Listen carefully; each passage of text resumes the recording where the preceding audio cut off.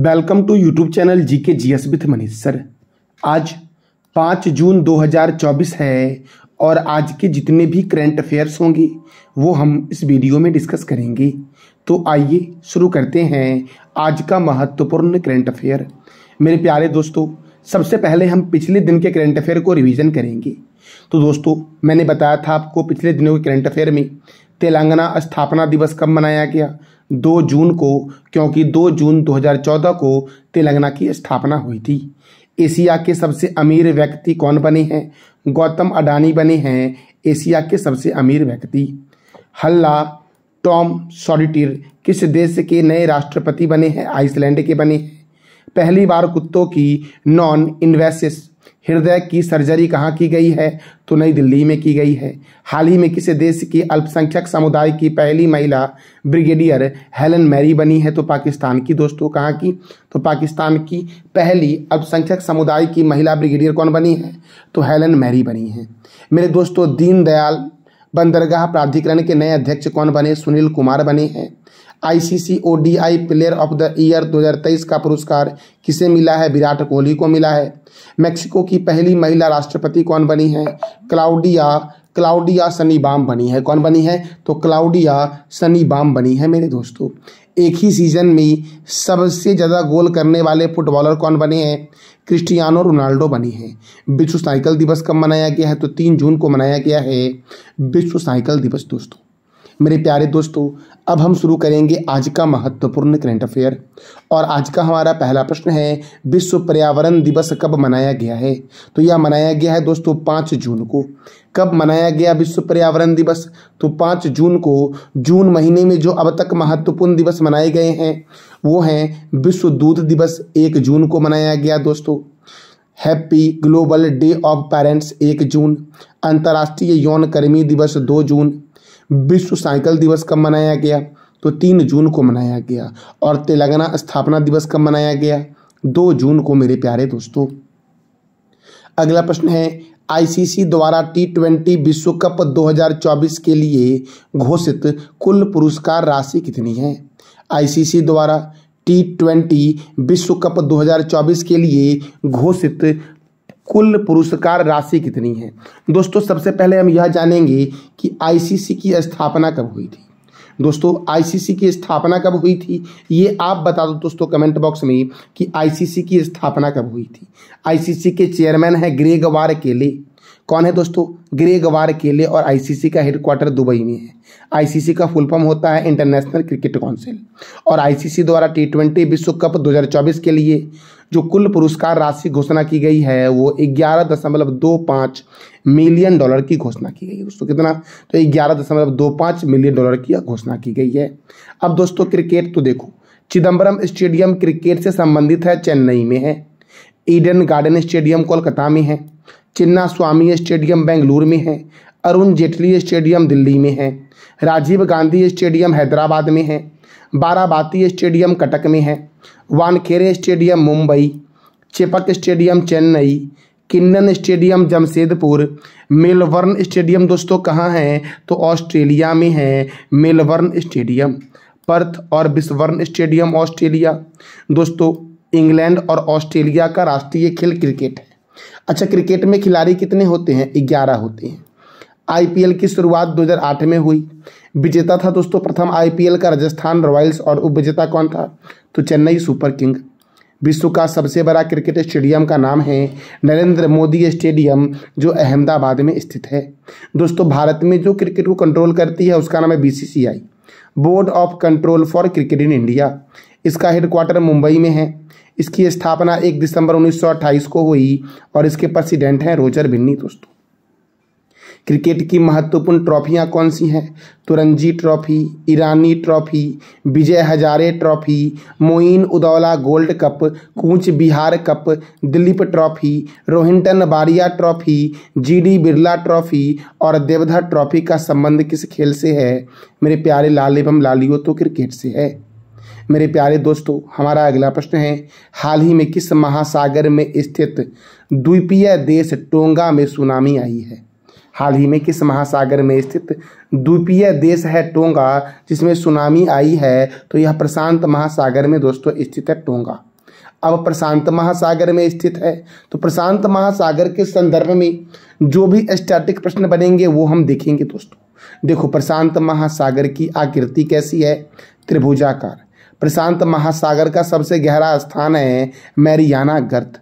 प्रशांत महासागर के दोस्तों पूर्व में है उत्तरी अमेरिका एवं दक्षिणी अमेरिका। दोस्तों कौन है?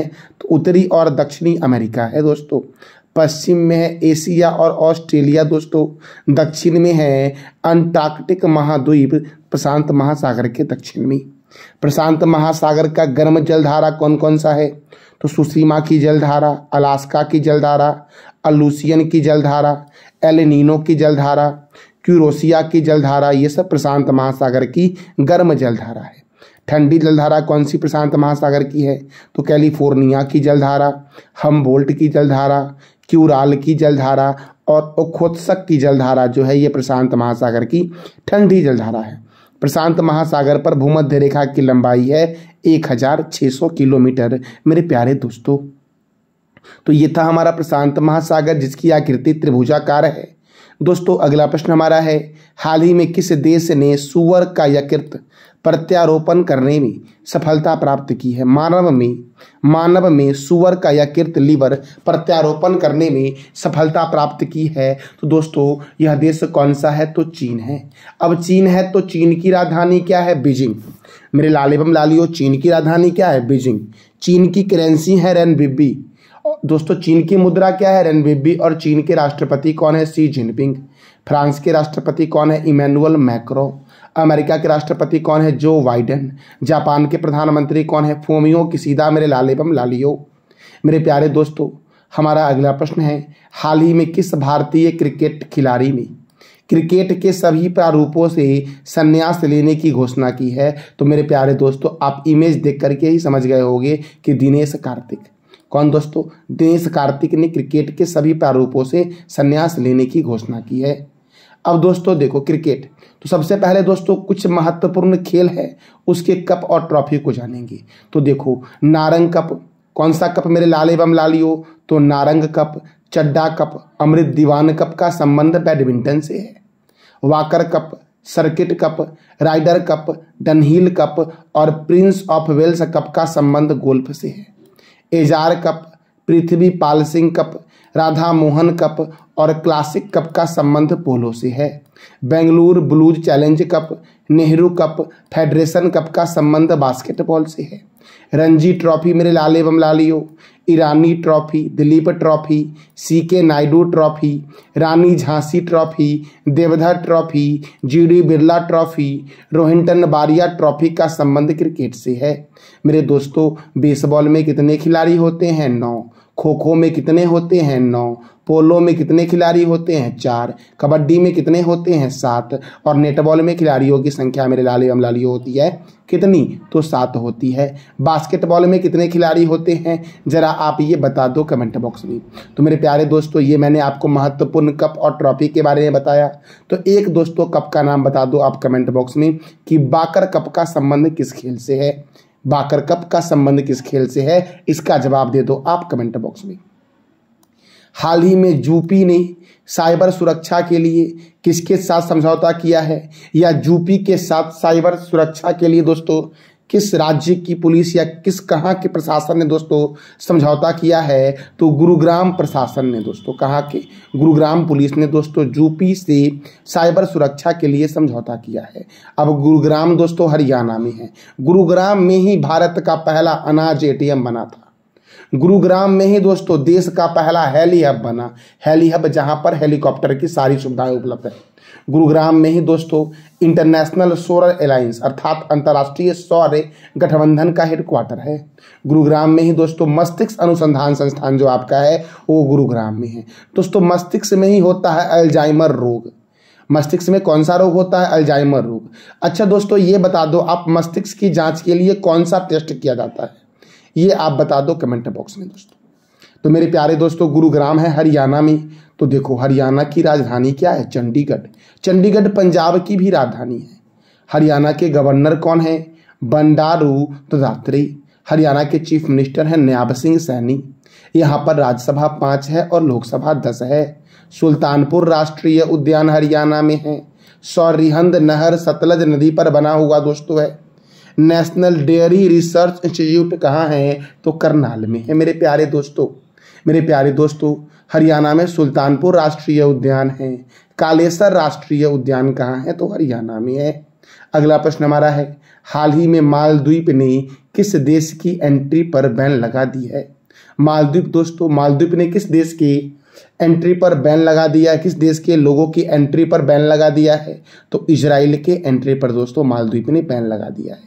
अब इजराइल की राजधानी क्या है? जेरूसलम। इजराइल के प्रेसिडेंट कौन है? Isaac Herzog. इजराइल के प्राइम मिनिस्टर कौन है? Benjamin Netanyahu. इजराइल की करेंसी क्या है? न्यू शकेल है इजराइल की करेंसी मेरे प्यारे दोस्तों। हम कुछ देश के राष्ट्रपति और प्रधानमंत्री को देखेंगे जो मैंने आपको कल भी बताया था। कनाडा के प्रधानमंत्री कौन है? Justin Trudeau. दोस्तों कनाडा के प्रधानमंत्री कौन है? Justin Trudeau. जापान के प्रधानमंत्री हैं फूमियो किशिदा। यूके अर्थात ब्रिटेन के प्रधानमंत्री हैं ऋषि सुनक। इटली के प्रधानमंत्री हैं जॉर्जिया मेलोनी।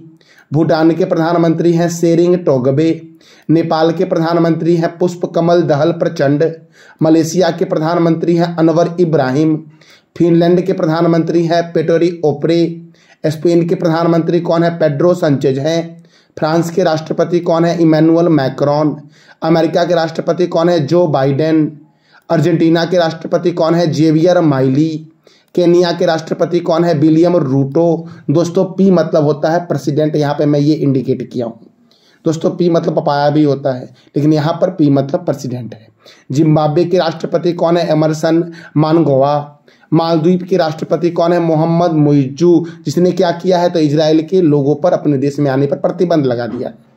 जर्मनी के चांसलर कौन है? ओलाफ स्कोच।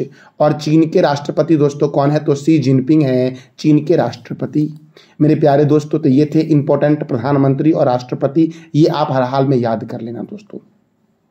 अगला प्रश्न हमारा है, संयुक्त राष्ट्र में भारत की पहली महिला रिटायर अस्थाई प्रतिनिधि कौन है? दोस्तों भारत की पहली महिला अस्थाई रिटायर प्रतिनिधि जो दोस्तों है ये है रुचिरा कंबोज, जो रिटायर हो गई है दोस्तों। भारत की पहली अस्थाई प्रतिनिधि यूएन में कौन थी? तो रुचिता कंबोज थी, जो क्या हुआ? रिटायर हो गई है दोस्तों। इसका आंसर क्या हो जाएगा? ए। अब यूएन मतलब यूनाइटेड नेशन का हेडक्वार्टर है न्यूयॉर्क में। इसके सेक्रेटरी जनरल कौन है? Antonio Guterres. और दोस्तों यूएन की स्थापना कब हुई? 24 अक्टूबर 1945 को। दोस्तों यूएन में वर्तमान में 193 देश हैं। कितने देश हैं? 193। और 193वां देश कौन है? दक्षिणी सूडान दोस्तों हमारा अगला प्रश्न है, हाल ही में विधानसभा चुनाव 2024 में भारतीय जनता पार्टी ने अरुणाचल प्रदेश में कितने सीटें प्राप्त की है? तो दोस्तों देखो, अरुणाचल प्रदेश में विधानसभा सीट जो है ये 60 है।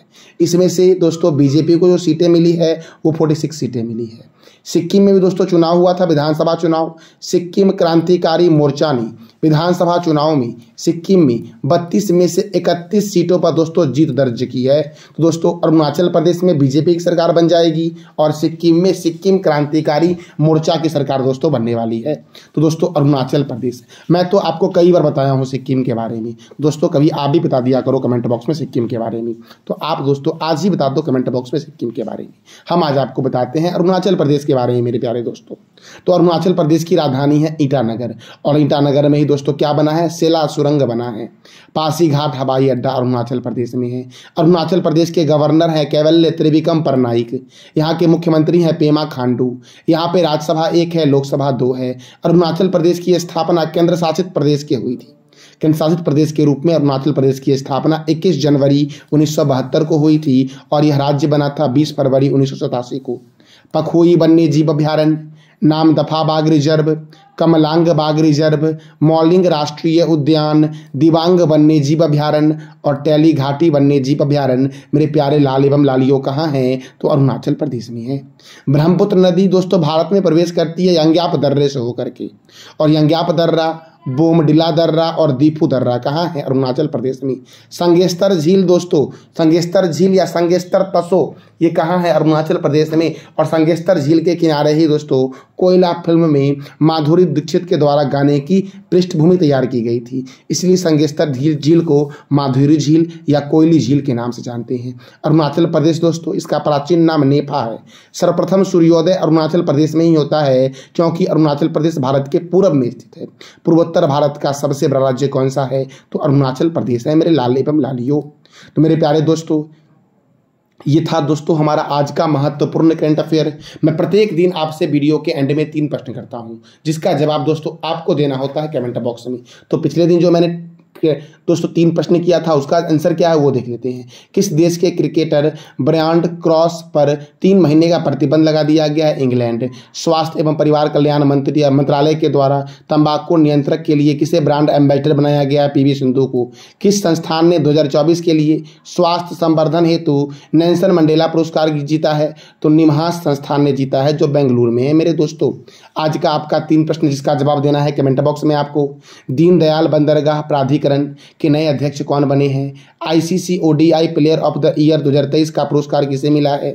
मेक्सिको की पहली महिला राष्ट्रपति कौन बनी है? तो इस तीनों प्रश्न का जवाब देना है कमेंट बॉक्स में आपको। और हाँ दोस्तों, इसका पीडीएफ आपको टेलीग्राम पे मिल जाएगा, जिसका लिंक वीडियो के डिस्क्रिप्शन बॉक्स में है। थैंक यू सो मच मेरे प्यारे लाल एवं लालियों।